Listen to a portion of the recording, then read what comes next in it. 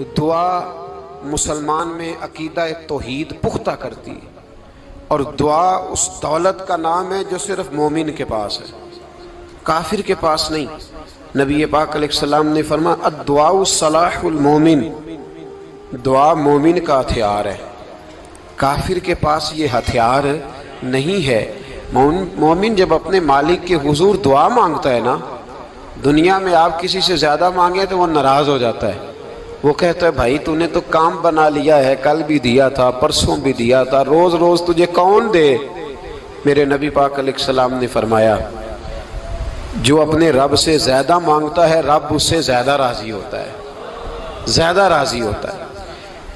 اب دعا مخصوص اوقات نہیں دعا کے، فرمایا اذا دعان، جب بھی دعا مانگو گے تمہارا رب تمہاری دعا کو، جب بھی دعا تو دعا کرتے رہنا چاہیے، ہر وقت دعا میں بندہ شامل رہے، اللہ کے ذکر میں شامل۔ یہ جو قرآن مجید نے کہا نا یا ایھا الذین آمنوا اذکروا اللہ ذکرا کثیرا، اے ایمان والو اپنے رب کا ذکر کثرت سے کرو، وسبحوہ بکرۃ واصیلا، اور صبح و شام اسی کی پاکی بیان کرو۔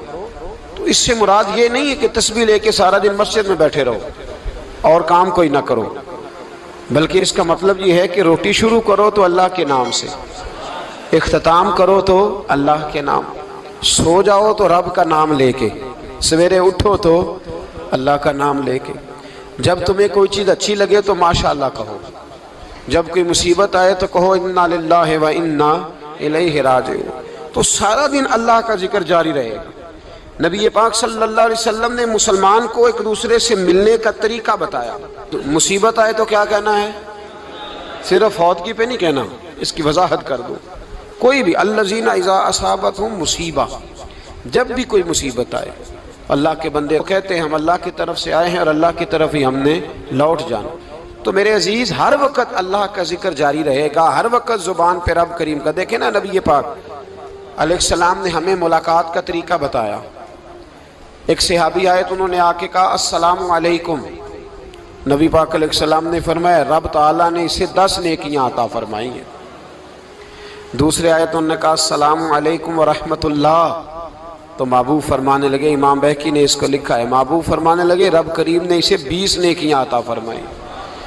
ایک اور آئے، عرض کیا السلام علیکم ورحمۃ اللہ وبرکاتہ، محبوب فرمانے لگے اللہ نے اسے 30 نیکیاں عطا فرمائی۔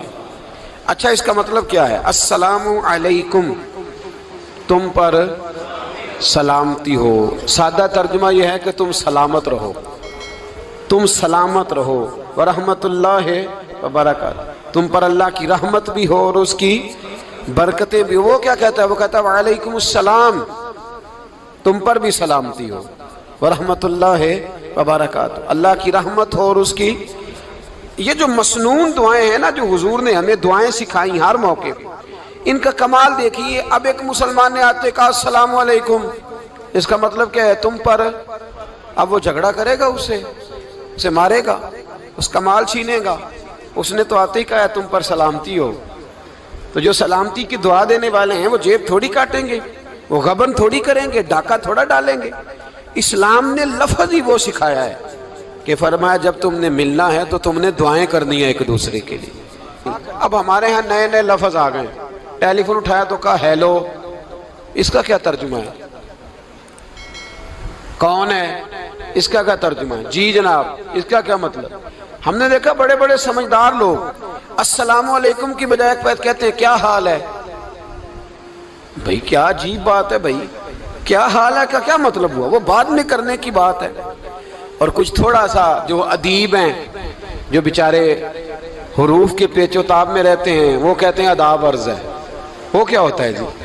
اسلام نے دعا سکھائی ہے السلام علیکم، یہ کتنی خوبصورت دعا ہے۔ جب آپ گھر کے اندر داخل ہوئے تو آپ نے دعا دی السلام علیکم، یہ دعا دی آپ۔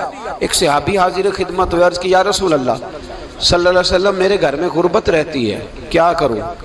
نبی پاک علیہ السلام نے فرمایا جب بھی گھر جایا کرنا گھر والوں سے سلام لیا کر، گھر والوں سے کیا کہا کر؟ السلام علیکم، جب بھی گھر جائے۔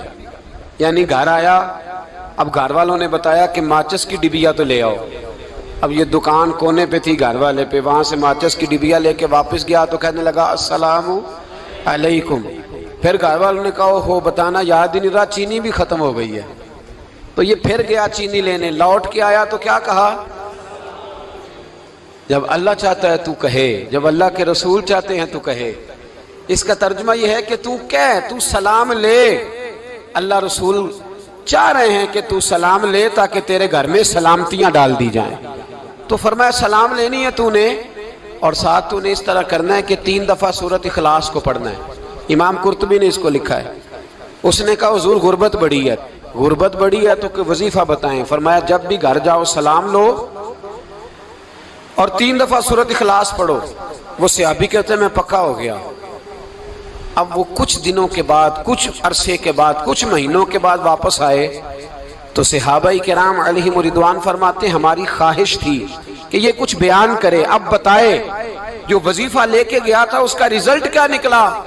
کہتے اس نے بڑی حیرت انگیز بات کی، حیرت انگیز عجیب انداز میں. کچھ لوگوں کا دل ہوتا ہے نا کہ مجھے ملے میرے پڑوسی کو نہ ملے، اور کچھ کا دل ہوتا ہے یار مجھے بھی ملا ہے اور الحمدللہ میرے پڑوسی کو ملا ہے. تو صحابی جب حاضر ہوئے تو صحابہ کہتے ہیں ہمیں تجسس تھا کہ یہ کچھ بتائیں. تو حضور نے فرمایا کیا حال ہے تیرا؟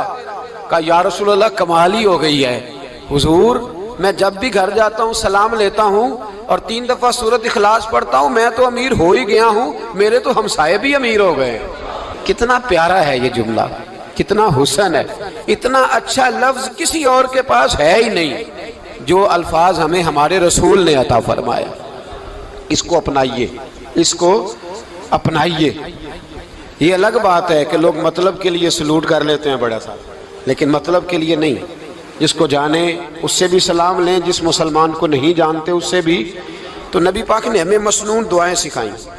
رات کو جب سونے لگیں اللہ کے رسول صلی اللہ علیہ وسلم نے ہمیں دعا سکھائی. حضور نے فرمایا جب سونے لگو تو مسلم شریف میں فرمایا تم نے یہ دعا پڑھنی، اللہم باسمک اموت و احیا. تم نے کہنا اے اللہ میں تیرے نام پر مرتا ہوں اور تیرے نام پر جیتا ہوں. نبی پاک صلی اللہ علیہ وسلم نے ایک حدیث میں فرمایا کہ یہ جو نیند ہے نا یہ موت کی چھوٹی بہن ہے، یہ موت کا ایک حصہ ہے. جس طرح انسان سو جائے تو کوئی خبر نہیں ہوتی کیا ہو رہا ہے، بالکل وہ اٹھا ہے تو اس نے کہا ہو یہ کیا ہوا. سو جاتا ہے نا آدمی، اسے خبر نہیں ہوتی. اوہو میں نے تو 11 بجے اٹھنا تھا، یہ تو 3 بج گئے. اب اسے خبر نہ رہی. سوتے ہوئے لوگ چوری کر لیتے ہیں، بلکہ اس طرح بھی ہوتا ہے کہ آدمی نے گکھڑ اترنا تھا، وہ پنڈی سے آ رہا تھا لیکن وہ سویا ہوا تھا. آنکھ تب کھلی جب کاموں کی آ گیا تھا. اب اس کا اس پر زور ہے تو فرمایا کیا پتا اب تو کھل گئی کاموں کی، جا کے لاہور جا کے کسی جگہ پہنچ کے تو یہ بھی ممکن ہے کہ کھلے ہی نہ، نیند ہی موت کا سبب بن جائے. تو کہہ کے سو کہ یا اللہ تیرے نام پہ سو رہا ہوں. اللہ کس نام پہ سو رہا ہوں؟ یار اگر ہم ان دعاؤں کا حسن سمجھے، مطلب اللہم باسمک اموت و احیا، یا اللہ میں تیرے نام پہ سوتا ہوں اور تیرے نام پر اٹھتا ہوں. گویا کہہ رہا یا اللہ میری نیند بھی تیرے فضل سے ہی ہے، اور اگر آنکھ کھل جائے تو وہ بھی تیرے فضل سے ہی ہے. کتنا اعلیٰ نبی پاک علیہ السلام نے انداز سکھایا. اور پھر بخاری شریف میں حدیث موجود ہے، فرمایا جب اٹھو تو کہو الحمدللہ الذی احیانا احیانا بعد ما اماتنا والیہ النشور. فرمایا جب تم سو کے اٹھو تو پھر کہو اے اللہ ساری تعریفیں تیرے لیے، تمام تعریفیں جس نے ہمیں موت کے بعد حیات دی.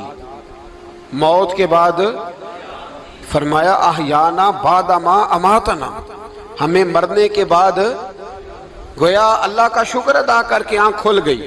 دیکھیں کس طرح اسلام مسلمان کو اللہ کے ساتھ جوڑتا ہے. فرمایا شکر کر، آنکھ کھل گئی. کہ یا اللہ تیرا شکر ہے تو نے موت کے بعد ہمیں دوبارہ حیات عطا فرمائی، یہ شکر ادا کرو. گویا تم یہ نہ کہنا کہ میں اٹھ گیا ہوں تو میرا کمال ہے، یہ نہ سمجھنا میں اٹھ گیا ہوں تو میں بڑا پابند ہوں، جب میں ارادہ کر لوں کہ میں نے 11 بجے اٹھنا ہے تو پھر میں اٹھ جاتا ہوں. یہ نہ کہنا کہ یہ الارم بڑا اچھا ہے، یہ مجھے اٹھا لیتا ہے. ذہن کے اندر خیال کر کہ نیند تو موت کی طرح تھی، یہ جو میں اٹھ گیا ہوں تو اپنے رب کے فضل سے اٹھا ہوں. جو میں اٹھ گیا ہوں، جو ابھی اٹھے ہیں وہ تو بول دینا کم از کم کہ میں اپنے رب کے فضل سے اٹھ گیا. تو دعا سکھائی. پھر دیکھیے نبی پاک صلی اللہ علیہ وسلم نے فرمایا جب تم بیت الخلاء میں جاتے ہو نا، واش روم میں جاتے ہو، تو گندی چیزیں ہوتی ہیں وہاں، شیطان ہوتے ہیں، جنات ہوتے ہیں، یہ گندگی پہ ہوتے ہیں۔ جب تم واش روم جاؤ، بیت الخلا جائے، تب بھی دعا مانگو۔ کیا دعا مانگو؟ وہ دعا بھی نبی پاک صلی اللہ علیہ وسلم نے ہمیں تعلیم فرمائی اور بخاری میں ہے، کہا پڑھا کرو، اللہم انی اعوذ بک من الخبث والخبائث۔ کہو اے اللہ، ناپاک چیزوں سے میں تیری پناہ مانگتا ہوں، وہ نر ہوں یا مادہ ہوں۔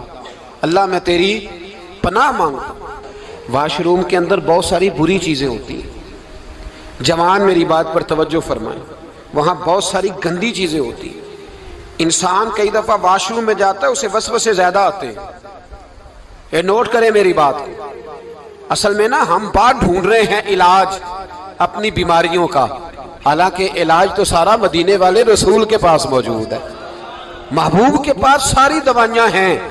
تو نبی پاک علیہ السلام دیکھیں نا، انسان واش روم میں جاتا ہے، اسے وسوسے آتے، برے خیالات آتے، وہ گناہ کی طرف کئی دفعہ مائل ہوتا ہے، تو کہا تو دعا پڑھ کے جا، اللہم انی اعوذ بک، یا اللہ میں تیری پناہ مانگتا ہوں، من الخبث والخبائث، ہر خبیث اور بری چیز سے میں تیری پناہ مانگتا ہوں، وہ نر ہو یا یار۔ کتنا عظیم دین ہے، کتنا عظیم میرے مصطفیٰ کریم کا وہ والا دین ہے۔ اصل میں اللہ کرے بی اے پاس بچے کو بیت الخلا کی دعا بھی یاد ہو جائے، ایسے یاد ہو جائے، اور اس کے ماں باپ سمجھ لیں کہ جوان ہو گیا ہے، تو اب ہو سکتا ہے اس کی طرف شیطان حملہ زیادہ کرے، اسے خراب کرنے کی کوشش کرے، تو لہٰذا اسے دعا سکھائی جائے تاکہ اس کو پہلے سے پتا ہو کہ میں نے اس بے ایمان سے بچنا کس طرح سے۔ اب آپ دیکھیے نبی پاک علیہ الصلوۃ والسلام نے ہمیں دعا سکھائی، مصنف ابن ابی شیبہ میں۔ کون سی دعا؟ واش روم سے نکلنے کی۔ اللہ اکبر، بڑی زبردست دعا ہے، بڑی زبردست۔ آپ یقین کریں اس ایک ایک دعا پر ایک ایک پورا بیان ہو سکتا ہے، ایک ایک۔ یہ اس لیے نہیں میں کہہ رہا کہ میں کوئی عالم فاضل آدمی ہوں، آپ کہیں گے کہ بتا رہے ہیں میں بڑا پڑھا لکھا ہوں، صرف یہ عرض کر رہا ہوں کہ اس کے فوائد پر، ثمرات پر جو اللہ تبارک و تعالیٰ امت کو دیتا ہے، ان دعاؤں کی جو فضیلت حدیثوں میں آئی، اور پھر جو اس کے فوائد ہے، اگر اس پر بات کروں تو ایک دعا تقاضا کرتی ہے کہ اس پر پورا ایک لیکچر ہونا چاہیے۔ دیکھیے آپ واش روم سے نکلے، دعا کیا ہے؟ دعا کے لفظ کے الحمدللہ الذی، ایک حدیث میں لفظ ہے غفرانک، غفرانک، اے اللہ میں تجھ سے بخشش چاہتا ہوں۔ اور جو مشہور اور معروف ہے، مصنف ابن ابی شیبہ کی روایت فرمایا الحمدللہ الذی اذھب عنی العذا وعافانی، فرمایا اے اللہ تیرا شکر ہے۔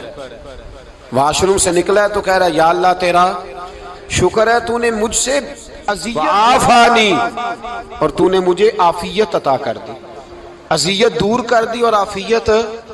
بولیے واش روم سے نکلا ہے تو کیا کہتا ہے؟ یا اللہ تیرا شکر ہے، تو نے مجھ سے اذیت دور کر دی اور مجھے عافیت۔ ڈاکٹر حکیم ہومیوپیتھک ایک چیز پر متفق کم ہوتے ہیں، پتہ ہے نا آپ کو، لیکن اس بات پر سب کا اتفاق ہے کہ اگر کسی کو قبض ہو جائے نا تو شاید 70 یا 72 بیماریاں لگ جاتی ہیں اس کو۔ اور جب آدمی کو قبض ہوتی ہے نا، پیٹ کے اندر فضلہ جم جاتا ہے، خارج نہیں ہوتا، اس کو اعصاب کی بیماری ہوتی ہے، اس کے ذہن پر اثر ہوتا ہے اس چیز کا۔ آپ یہ مت سمجھیں کہ کھانا کھانا ہی ایک کمال ہے، اللہ نے یہ بھی نعمت بنائی ہے کہ کھانا جب خارج ہوتا ہے تو وہ بھی اللہ کا بہت بڑا احسان ہے۔ تو فرمایا تو سمجھا ہی نہیں، اگر تجھے قبض ہو جاتی، تیرے پیٹ کے اندر وہ چیز جم جاتی، تیرے لیے کتنی تکلیف کا باعث تھی۔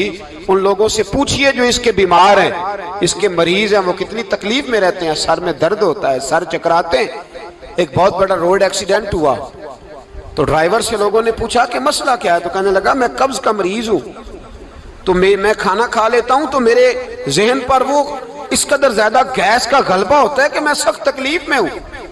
نبی پاک علیہ الصلوۃ والسلام نے ہمیں سمجھایا اور بتایا کہ سمجھ لو یارو، کھانا کھانے کی نعمت تو اللہ نے تمہیں عطا فرمائی ہے، لیکن کھانا کھانے کے بعد اس کا اخراج بھی اللہ کی بہت بڑی نعمت ہے، تو اللہ کا شکر ادا کرو۔ پھر جب آپ گھر سے نکلیں گے تو بھی اس کی دعا ارشاد فرمائی، بسم اللہ توکلت علی اللہ، اللہ کے نام سے گھر سے نکلتا ہوں اور میں نے بھروسہ بھی اللہ کے نام پہ کیا۔ جب گھر سے نکلیں تو کس کے نام پہ بھروسہ کریں؟ بولیے حضرت رابعہ بصریہ رحمت اللہ علیہا، آپ تشریف لے گئیں حج کرنے، جس دن واپس آئیں اپنا اونٹ کہہ گئیں جاتی دفعہ، کہنے لگی اللہ میں تیرے حوالے کر کے جا رہی ہوں، اور بسم اللہ توکلت علی اللہ، بھروسہ بھی تیری ذات پہ۔ جس دن واپس آئی نا اسی دن کسی نے بتایا کہ اماں آج ہی تیرا اونٹ مر گیا ہے، تو اونٹ کے سرانے کھڑی ہو کے کہنے لگی مولا میں تو تیرے نام پہ تیرے پہ بھروسہ کر کے گئی تھی، تیرے حوالے میں تو تیرے گھر گئی تھی۔ تو لوگ کہتے ہیں اماں کے منہ سے لفظ نکلے تو اونٹ زندہ ہو کے کھڑا ہو گیا، کھڑا ہو گیا ہوں۔ تو اماں کہنے لگی نہیں تمہیں غلطی لگی ہے، مرا ہی نہیں تھا، پہلے سے ہی موجود تھا، وہ اپنی کرامت بھی نہیں ظاہر ہونے دی۔ تو بھائی گھر سے نکلیں تو کس لفظ پر کہ یا اللہ میں تیرے بھروسے پہ نکل رہا ہوں میں، اس کے دو فائدے ہوں گے، ایک تو آپ اللہ کی امان میں جا رہے ہیں، اللہ کی امان میں آ رہے ہیں، اور دوسرا جس گھر کو آپ چھوڑ کے جا رہے ہیں اسے بھی اللہ کی امان میں دے کے جا رہے ہیں۔ تو کتنا لذت والی دعا ہے جو نبی کریم علیہ السلام نے ہمیں سکھائی۔ اب ذرا حدیث سنیں خوش ہو کے، دیکھیں حضور نے دعا سکھائی، فرمایا جب دیکھ لو نا کسی کو ہنستا ہوا، کیا کرتا ہوا؟ ماشاءاللہ آپ تو ہنسنے لگے۔ جب کسی کو ہنستا ہوا دیکھو تو کہا کرو اضحک اللہ سنک، یہ دعا یہ بخاری ہے، فرمایا دعا مانگا کرو جب کسی مومن کو ہنستے ہوئے دیکھو تو دعا مانگو اضحک اللہ سنک، اللہ تجھے ہنستا ہی رکھے، اللہ تجھے، بولیے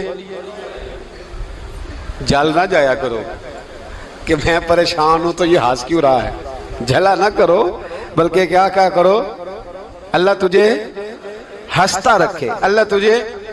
نبی پاک صلی اللہ تعالی علیہ وآلہ وسلم نے فرمایا، ترمذی میں حضرت اسامہ بن زید رضی اللہ تعالیٰ عنہ سے حدیث مروی ہے، حضور نے فرمایا جس نے کسی کے ساتھ احسان کیا اور جس پر احسان کیا، اگر اس نے یہ دعا پڑھ دی نا جزاک اللہ خیرہ، تو فرمایا اس نے اللہ کی بھی پوری حمد کر دی اور محسن کا صحیح شکریہ بھی ادا کر دیا۔ کیا کہنا ہے؟ جزاک اللہ، اللہ تجھے بہترین جزا عطا کرے۔ اس کا ترجمہ کیا ہے؟ اللہ تجھے بہترین، کیونکہ حضور فرماتے ہیں من لم یشکر الناس ولم یشکر اللہ، جس نے بندوں کا شکریہ ادا نہیں کیا اس نے اللہ کا بھی شکریہ ادا نہیں کرنا۔ تو کیا کہنا چاہیے؟ جزاک اللہ خیرہ۔ اور اگر اماں کہتی ہو بچوں کو انگریزی سکھانی ہے تو کیا کہنا ہے؟ پھر شکریہ ادا کرنے میں کیا کہنا ہے؟ Thanks, thank you. وہ خدا کے اس کا ثواب کتنا ہے؟ بولے انگریزی ایک زبان ہے، اس کو زبان ہی رہنے دیں۔